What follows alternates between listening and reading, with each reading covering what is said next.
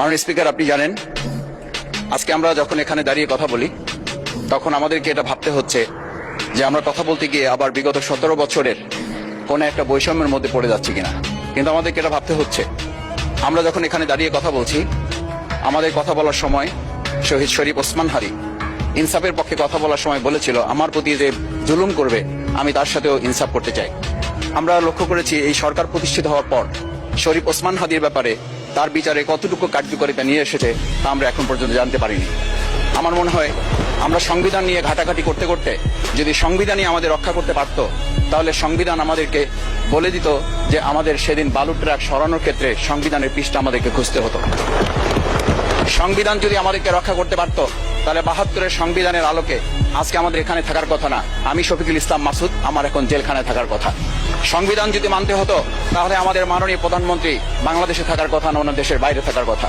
সংবিধান মানতে হলে বর্তমান স্বরাষ্ট্রমন্ত্রীর এখন দেশের বাইরে থাকার কথা ছিল।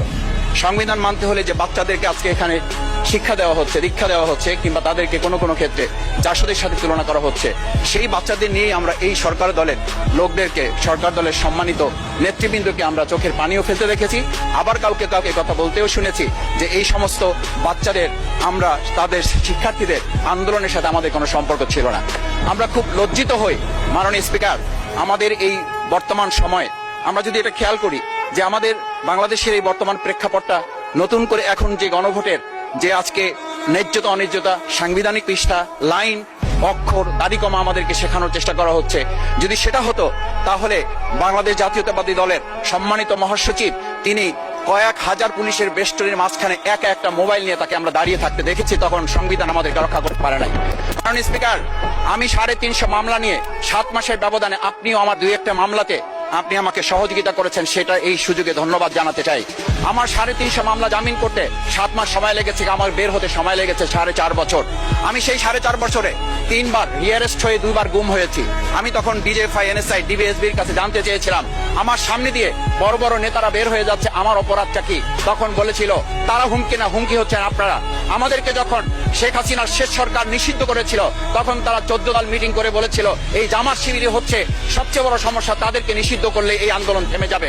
আজ একটা কথা পরিষ্কার বলতে চাই, এই গণভোট নিয়ে আমাদের মাথা ব্যথার মূল কারণ হচ্ছে এখানেই শেখ হাসিনা আমাদেরকে যথার্থ টার্গেটটা করেছিল। সেই টার্গেটের মূল লক্ষ্য ছিলাম আমরা।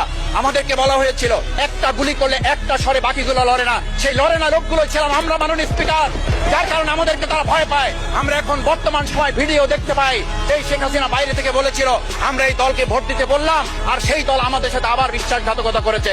আমরা সেই শেখ হাসিনার বক্তব্য শোনার পর আমরা কাউকে আজকে এখানে বলতে শুনে নাই শেখ হাসিনার ওই বক্তব্য সঠিক নয়, এই মানুষ প্রতারিত হয়েছে, বেইমানি করা হয়েছে। আবার যদি গণভোট, জুলাই সনদ নিয়ে এই জাতির সাথে প্রতারণা করা হয়, তাহলে মূল্য দিতে হবে শুধু নয়, আবার আমাদেরকে 17 বছরের সেই জেল জুলুম, নিপীড়ন, খুন খুনের জায়গায় আমাদেরকে ফিরে যেতে হবে। আমি মনে করি পরিষ্কার বক্তব্য, গণভোটের প্রতি সমর্থন না জানিয়ে জুলাই সনদকে যদি আজকে ইগনোর করা হয়, তাহলে আমাদেরকে কিন্তু আবার সেই গুম খুনের আয়না ঘরের দিকে আমাদেরকে ধাবিত করা হবে। আমি মনে করি গণভোটের বিরোধিতা করার অর্থ হচ্ছে আমরা আয়নাঘরকে সমর্থন করতে চাই। গণভোটের বিরোধিতা করা মানে হচ্ছে 70% মানুষকে আমরা অনিচ্ছভাবে তাদেরকে আবার ধিক্কার জানাতে চাই।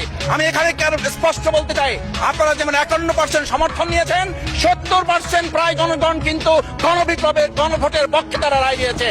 আপনাদের যে সেই 51%-এর তুলনায় সেই 70% প্রায় গণভোটকে যদি আপনারা ইগনোর করেন, তাহলে আমি বলবো আমার বাউফল, আমার পটুয়াখালী শুধু নয়, গোটা বাংলাদেশ আবার জেগে উঠে গণভোটকে তারা কার্যকর করবে। আমি পরিষ্কার এই কথাটা এই জন্য বলছি, আজকে সংবিধানের লাইন ধরে ধরে যদি আমাদেরকে এই কথা জানতে হতো, তাহলে আমাদের নেতৃবৃন্দকে ফাঁসির মঞ্চে যেতে হতো না।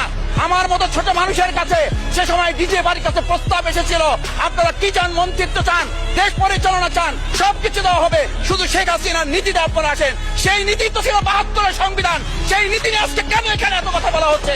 আমরা পরিষ্কার জানি, আমরা যদি সেই 72-এর সংবিধানকে ভালোবাসি, তাহলে এখানকার নেতৃবৃন্দ এবং মরহুমা বেগম খালেদা জিয়া নিজে বলেছিল আমরা সুযোগ পেলে এই সংবিধানকে আমরা ছুঁড়ে ফেলে দেব। সেই সংবিধানের প্রতি আজকে বর্তমান সরকারি দলের কেন এত প্রেম জাগ্রত হয়েছে, এটা বাংলাদেশের মানুষের জানার অধিকার আছে। আমি আমার প্রিয় বাউফলের মানুষের প্রতি ভালোবাসা, শ্রদ্ধা জানাই। যেই বাউফলবাসী আমার দাবি আদায়ের জন্য, আমার এলাকার মানুষের অধিকার আদায়ের জন্য এখানে দিয়েছে,